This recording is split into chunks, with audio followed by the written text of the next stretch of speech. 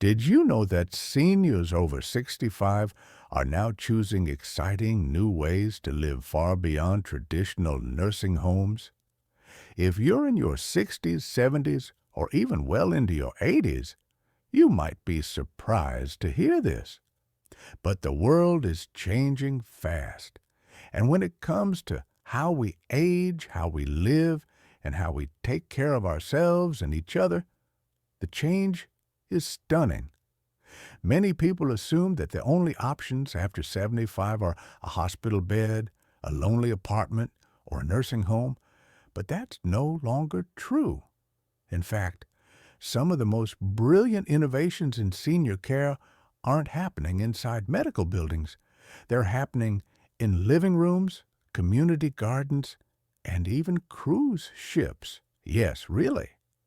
This video is for older folks who still feel curious, still want freedom, and who believe that the last chapter of life shouldn't be written by fear or outdated systems. We're going to talk about 7 new trends that are turning the old idea of elder care on its head. These aren't just theories, they're real, growing movements backed by both data and stories from seniors just like you. Whether you're already thinking about your living arrangements or just want to stay informed, what you'll hear today might surprise you, uplift you, and maybe even give you a new vision for your future. And the best part? It's not too late to get on board. Let's take a closer look at what aging really looks like now and why the words nursing home might soon be a thing of the past. Trend 1. The rise of intentional senior communities all across the country. Something unexpected is happening. Older adults, many in their 60s, 70s, and beyond, are moving into neighborhoods not built by corporations or nursing home chains, but by seniors themselves. These are called intentional senior communities, and they're quietly reshaping what aging in America looks like. Picture this. A small group of retired friends pool their resources and buy a plot of land.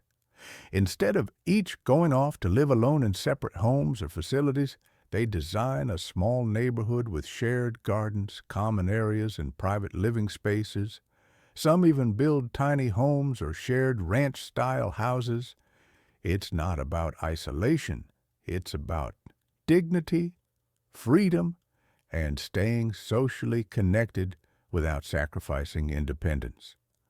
What makes these communities so powerful is that they're built around shared values. Maybe it's sustainability, maybe it's wellness, or maybe it's simply aging together with people who get it. These aren't places where you're treated like a patient. They're places where you're treated like a full human being. Psychologically, this solves one of the biggest issues we see in aging: loneliness. Carl Jung once wrote that the worst part of aging isn't the body breaking down. It's feeling like you're no longer useful, like you've been put on a shelf. But in these communities, older people are needed. They cook together, they check on one another, they share stories, books, tools, and time. There's one woman, Joyce, who's 82 and living in one of these intentional communities in North Carolina. She told a local journalist, "We decided that we didn't want to grow old in silence. We wanted to laugh together. We wanted to be seen." And that's exactly what these places offer. Not just care, but connection. It's not a fantasy. It's happening, and it's growing. Zoning laws are starting to adjust to allow for these kinds of setups. Home builders are beginning to recognize the trend, and older Americans are realizing that they don't have to choose between independence and support. They can have both. The real beauty of these communities isn't in the architecture, it's in the mindset. It's in the idea that you can age with others without losing your sense of self. that you can build your future with your own hands, even if those hands are a little slower than they used to be. And for those of us who've worked hard all our lives, doesn't it make sense to spend our later years not just surviving, but belonging? Trend 2, tech-powered aging in place. If there's one thing that's changed aging more than anything else in the last 10 years, it's technology. And not just the kind that lets you video call your grandchildren. We're talking about the quiet revolution that's letting people in their 70s and 80s live alone longer, live safer, and live better, all without giving up their dignity. Let's start with the basics. Fall detection used to mean wearing an awkward device around your neck. Now, there are smart sensors placed under rugs, on door frames, or even in light bulbs. They don't film you or record sound. They just watch for patterns. And if you fall, or if something seems off, like you haven't left your bedroom by noon, the system sends a gentle alert to a loved one. It's not about surveillance. It's about silent safety. And it's not just safety. Smart home systems are becoming caretakers in their own right. A voice assistant can remind you to take your medication. A smart oven will shut off automatically if it's left on too long. And lights come on when you get up at night to prevent falls. Even front doors can be locked remotely if you forget. There's a man I know, Larry, who's 79 and fiercely independent. He lives alone and has no intention of moving into a facility, but his son installed a few discreet devices in his home. Now, if Larry doesn't make coffee by 9 a.m., something he's done every day for 50 years, his daughter gets a message. She usually texts him just to check in. He doesn't feel watched. He feels cared for without being hovered over. The psychological shift here is important.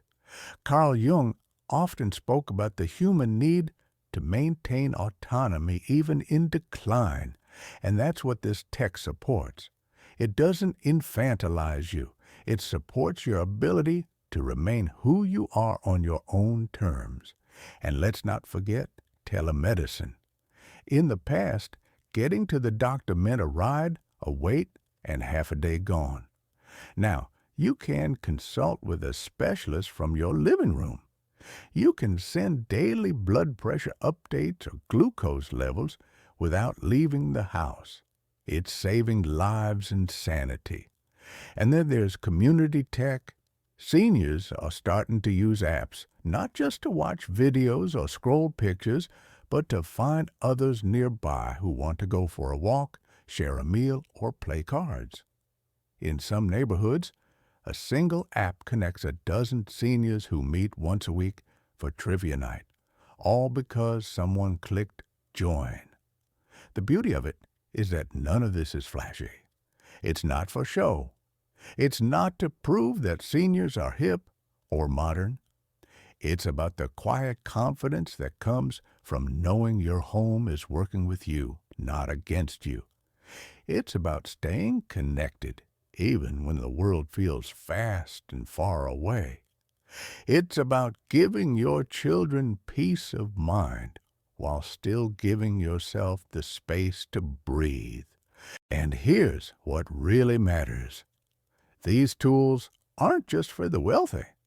Many are affordable, and some are covered by Medicare or community programs.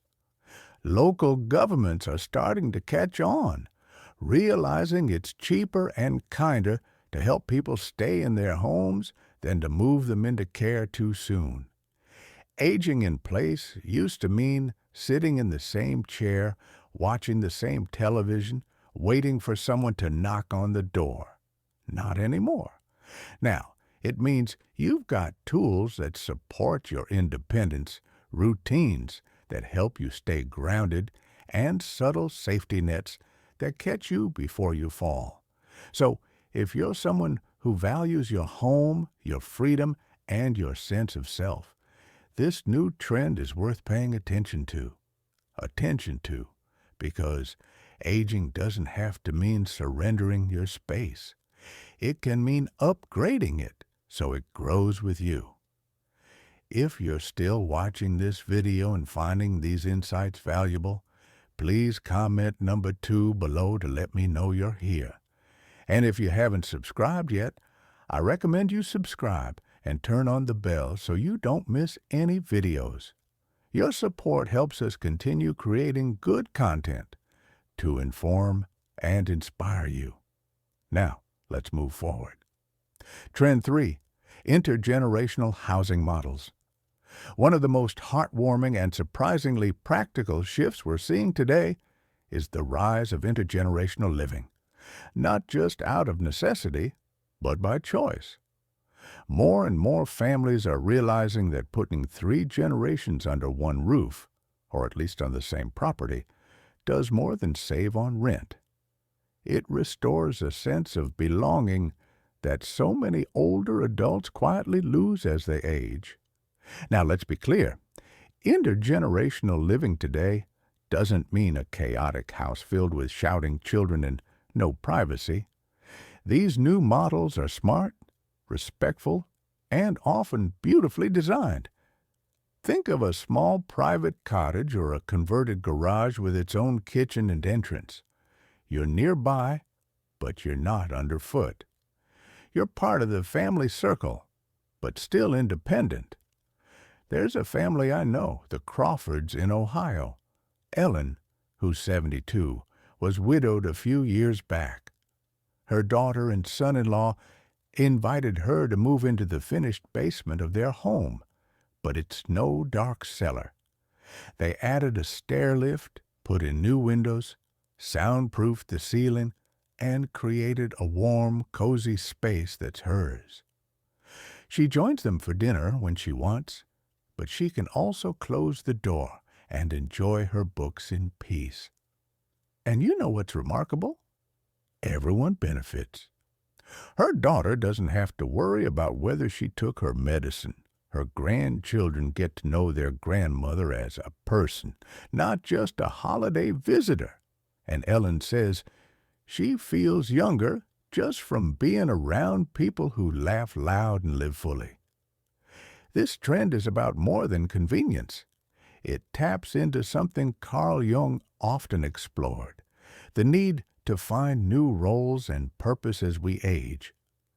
In intergenerational homes, older adults aren't treated like passive guests.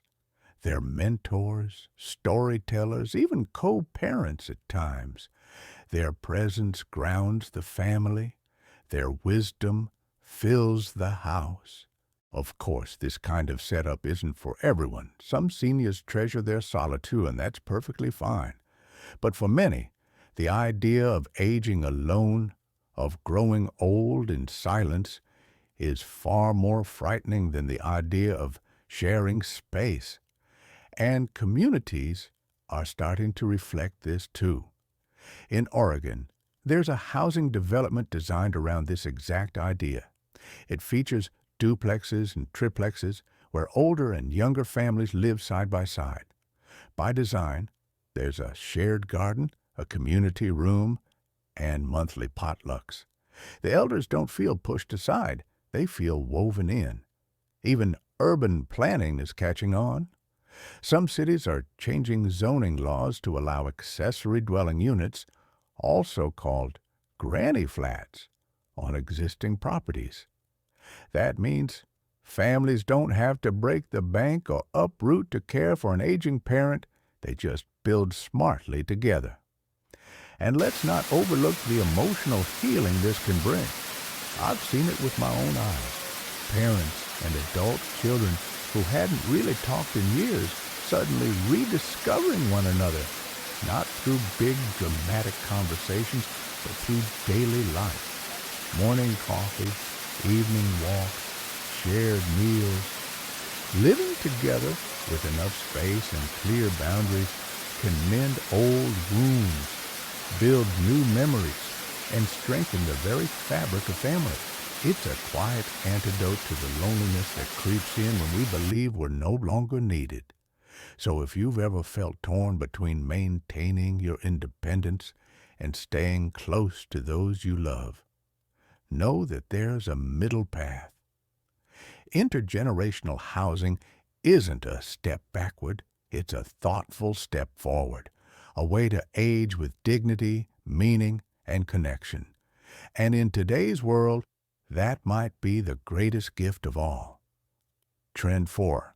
Affordable senior co-housing communities. There's a quiet revolution happening in how older adults are choosing to live, and it's not in hospitals or gated retirement villages. It's in co-housing communities, not the kind where you're stuck with a roommate, but where you own or rent your own private unit and choose to share certain spaces like a garden, kitchen, or community lounge with people you actually enjoy being around. What makes this model so powerful is that it's built on shared values, not shared obligations. These aren't just random neighbors thrown together by chance. They're people who've chosen to be part of something more intentional. People who say, I want to age with others who are kind, respectful, and want connection, but also quiet when I need it. Take, for example, a small community outside Minneapolis, where 12 seniors, all in their late 60s to mid-80s, pooled their savings to buy a plot of land. They built a cluster of small cottages facing a central courtyard and agreed on a few basic rules: shared meals twice a week, weekly check-ins, and mutual support for errands or appointments. There's no staff, no management company breathing down your neck, just a circle of peers who look out for each other, not in a clingy way, but in a way that says you matter and you're not invisible. One man, Harold, 78, said he hadn't had this kind of community since he was in college. We sit around the fire pit on Friday nights, he said. We share food, talk politics, laugh, and when one of us needs help, someone's always nearby. But no one's in your business unless you invite them. This setup works so well because it gives you the three things many seniors lose after retirement: autonomy, social contact, and a sense of contribution. You're not a patient. You're not a burden. You're part of something living and evolving. Even better, many of these co-housing communities are designed to be affordable. People split maintenance costs, they grow their own vegetables, they hold group garage sales, and share streaming services. It's not about being frugal, it's about being resourceful and feeling secure. This model also addresses a growing fear among many seniors, the fear of being found alone after an accident or health scare. In co-housing, it's not just about proximity, it's about awareness. If your lights aren't on by 9 a.m., someone knocks, not to invade, but to check, just in case. Carl Jung believed that in later life, the human spirit craves deeper connection and meaning, not just survival, and co-housing delivers both. It's not utopia, but it's a way to write your own story in the company of others who are doing the same. Now, these communities don't just pop up overnight. They take planning, dialogue, and patience, but more and more groups are forming, starting with a few like-minded friends and building outward. And cities are beginning to support it too, easing zoning restrictions or offering grants to get these initiatives off the ground. If you're still watching this video and finding these insights valuable, please comment number 4 below to let me know you're here. And if you haven't subscribed yet, I recommend you subscribe and turn on the bell so you don't miss any videos. Your support helps us continue creating good content to inform and inspire you. Now, let's move forward. Trend 5. High-tech aging in place devices. One of the biggest shifts in how we age today isn't about where we live, it's about how we live. And the truth is, technology is quietly transforming what aging looks like behind closed doors. We're not just talking about fancy hospital-grade machines or things only engineers can operate. We're talking about simple, smart tools that make life easier, safer, and far more dignified. Take, for example, the new generation of voice-activated assistants. These aren't just glorified radios. Seniors are using them to control lights, lock doors, call family, check the weather, and even remind them to take medication just by speaking. For those who live alone, this kind of support provides both independence and peace of mind. Then, there are fall detection sensors that don't require wearing a clunky device. These smart systems learn your daily patterns, so if something's off, like you haven't walked into the kitchen by 10 a.m., or your movement stops suddenly, they send an alert to a trusted contact. Quiet, invisible safety. Let's talk about bathrooms for a second. Slips and falls are no joke, but now there are smart tiles that detect standing water, light strips that turn on when your feet hit the floor, even toilets with built-in sensors that track hydration, signs of infection, and more, all without you needing to do anything differently. It's like having a silent nurse in your home without giving up privacy. And speaking of privacy, many of these tools are now designed with seniors in mind. That means no cameras, no invasive monitoring, just simple, respectful automation that supports rather than intrudes. There's a story about a woman named Judith, 81, who had surgery last year and chose to recover at home instead of a rehab facility. Her son set up a smart monitoring system with motion sensors, medication reminders, and a two-way video doorbell. Judith said, "I didn't feel watched. I felt supported. I could rest, heal, and stay in my space. I wasn't just a patient. I was me." Carl Jung often spoke about the importance of wholeness in the inner life as we age. Technology, used right, allows us to retain that inner life instead of being reduced to checklists and nursing charts. Now, I know some folks are hesitant. "I don't do gadgets," they say. But here's the thing. It's not about becoming tech-savvy. It's about choosing tools that quietly protect you so you can live more fully. And younger family members are often more than happy to set these up for you. They'd rather know you're safe than get a call from the hospital.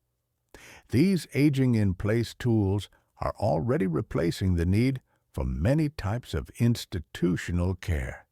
And in the next 5 to 10 years, they'll be as common as dishwashers. More seniors will stay in their homes not out of stubbornness, but because the home itself will evolve to support them. It's not science fiction, it's happening right now. Trend 6. Community co-living spaces. Not everyone wants to age in total solitude, and not everyone wants to be told when to eat, what to do, and who they're allowed to see.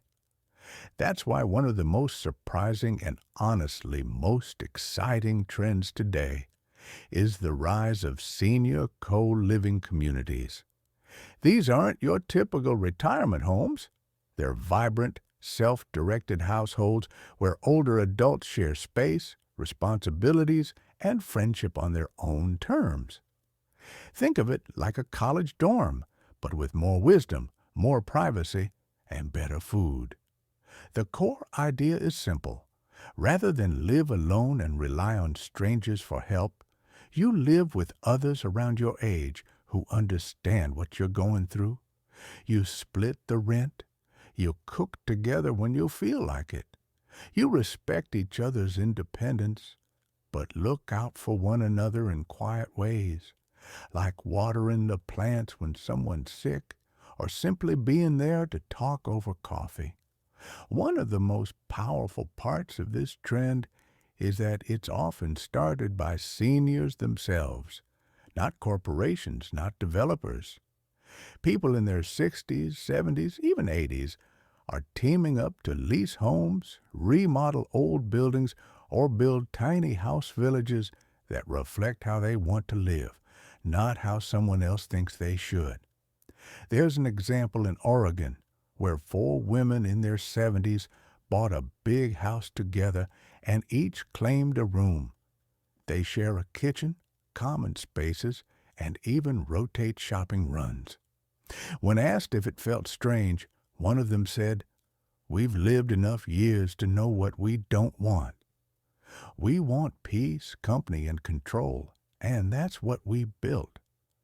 Carl Jung would have called this individuation, the process of becoming more yourself as you age.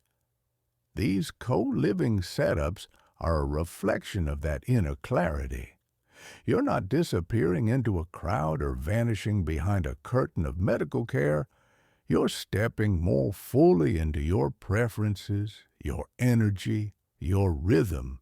It also reduces financial pressure. Rent and utility costs are shared, so is food. And in places where home prices have soared or retirement funds run thin, this arrangement gives breathing room. You get companionship and affordability. Of course, like any living situation, it takes respect, communication, and boundaries, but many people find it easier than expected. After all, you've been through marriages, kids, jobs, loss, and a little housemate tension. That's nothing new. But the rewards, warmth, laughter, feeling seen, far outweigh the learning curve. If you're still watching this video and finding these insights valuable, please comment number 6 below to let me know you're here. And if you haven't subscribed yet, I recommend you subscribe and turn on the bell so you don't miss any videos. Your support helps us continue creating good content to inform and inspire you. Now, let's move forward. Trend 7. Wellness-focused retirement villages. What if aging wasn't about decline but about reinvention? And what if your home was built entirely around that belief? That's the vision behind a growing wave of wellness-focused retirement villages that are changing how older adults live, heal, and thrive. These aren't the Florida golf cart communities of decades past. These are purpose-built villages that integrate movement, nutrition, social engagement, and mind-body care into everyday life. And they do it with style and intention.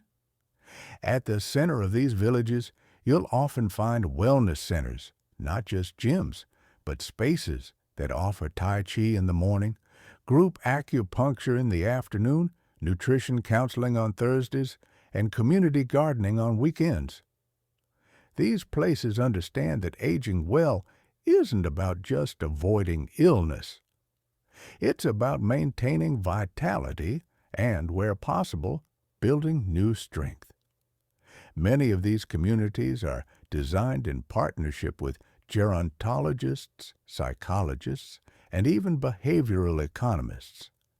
They take what we know about healthy aging, both physically and emotionally, and they bake it right into the sidewalks, walking paths, lighting, and even the colors of the buildings.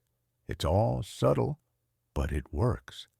People in these spaces walk more, smile more, engage more, and according to several studies, they stay out of hospitals longer too. One thing that sets these villages apart is how they foster purpose.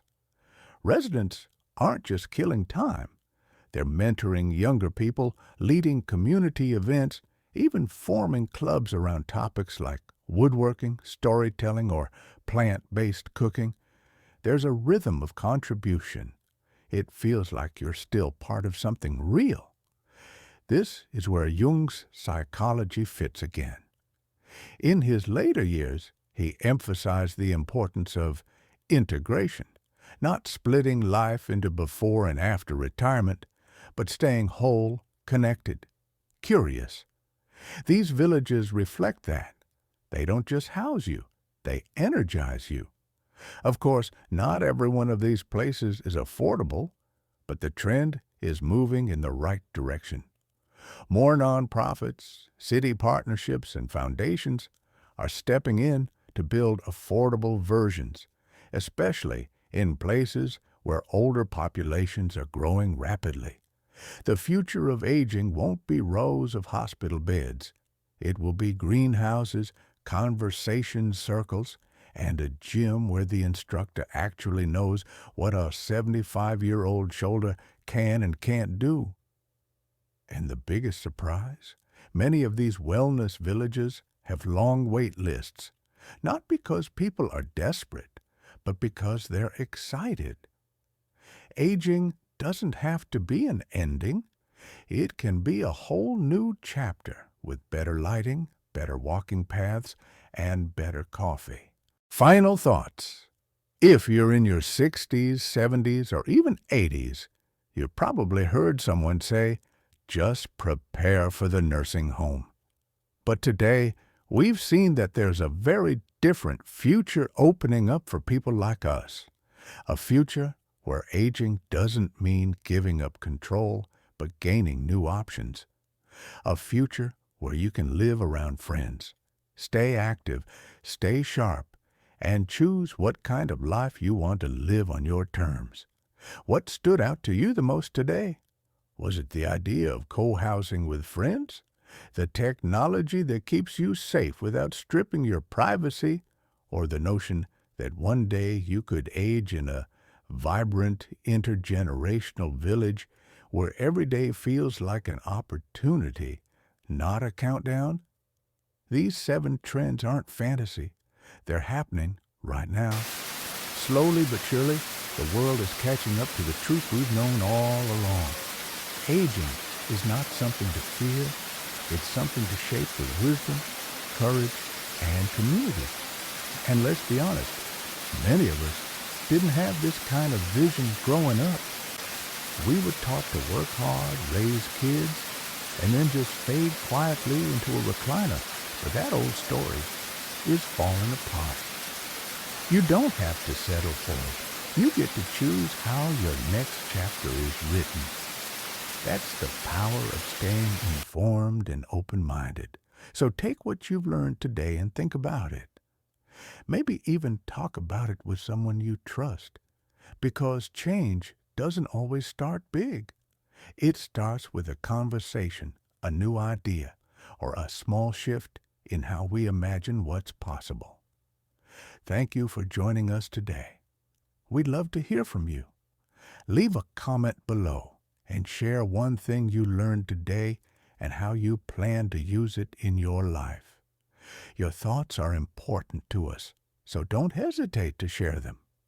Reading your comments gives us great motivation and encouragement.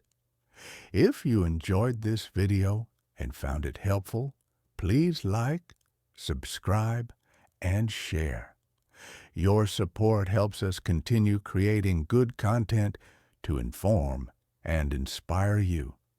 Thanks for watching, and we look forward to seeing you in the next video.